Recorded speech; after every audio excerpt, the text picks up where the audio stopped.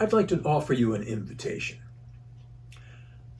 I'm going to tell you some things about our exams at the American Fencing Academy.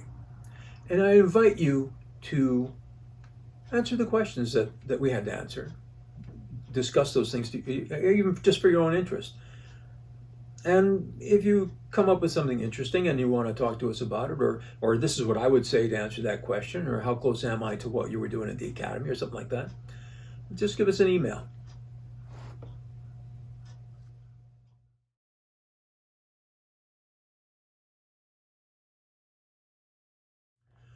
Sometimes people ask about what a fencing master is, what a fencing master does, how do you get to be one? Were you bitten by another fencing master or what? And the answer is yes. But we have discovered some ancient documents from the catacombs of the American Fencing Academy, where I studied with Maître Gillet from 77 to 1980. And so I'll tell you exactly what it was like to study there. This is, we took an exam before the United States Academy of Arms examining board, which consisted of 5 fencing masters. And we would get together and, they would grill us, hoping to make us fail. Before we were presented for that exam, we had to pass Jean-Jacques' exam in-house. And if we didn't pass his exam, he was not going to present us for the Academy of Arms exam. So I'll just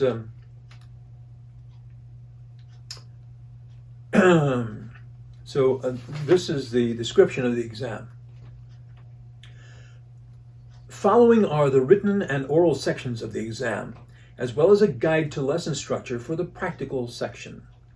The exam will be given over the exam will be given over a 3-day period, with written, oral, and practical examinations in one weapon on each day. One weapon, that's foil, épée, and saber at that time.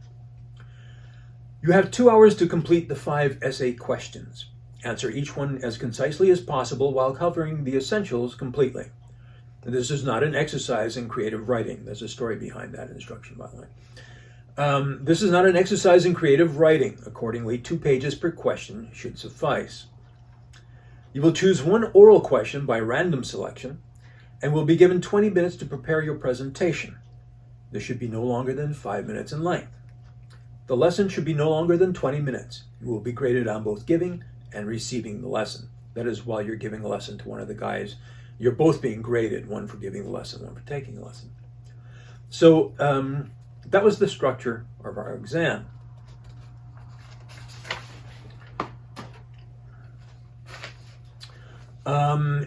You might enjoy hearing what some of the questions were. And I have the foil. Yeah, I have the foil section because let's keep it simple. So here are the foil essay questions, 5 questions which you must answer. You have 2 hours, and you better not fuck it up. Number 1, compare the uses of the beat parry and the opposition parry. Mention technical and tactical factors. Number 2, discuss the uses of the engagement in modern foil fencing. And when we say modern foil fencing here, we're talking about 1980 modern foil fencing. And for those of you who don't know, 1980 foil fencing was absolutely classical. There was none of this happy flying around, jumping around in the air bullshit. So when we talk about fencing, we're talking about classical fencing, period. That's the only fencing there was. All right, that was a commercial. Modern foil fencing, mentioning technical and tactical aspects of the engagement. Number 3, there are 6 words which describe any offensive action.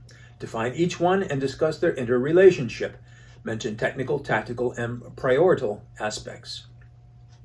Number 4, discuss rhythm in the individual lesson and mention methods of manipulating rhythm. Number 5, discuss and compare supinated and pronated hand positions. Mention specific applications in offense and defense.